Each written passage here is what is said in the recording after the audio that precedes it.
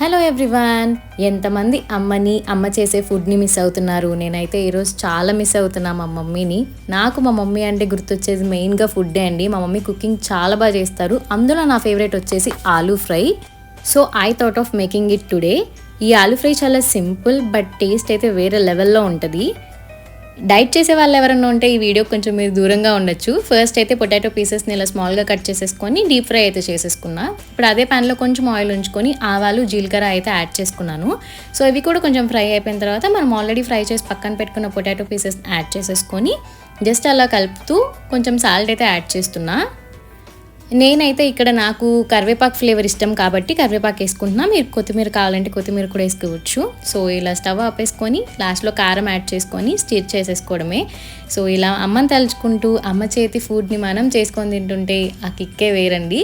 But లైఫ్లో కొన్ని తప్పవు, అన్నీ భరించాలి. Thank you.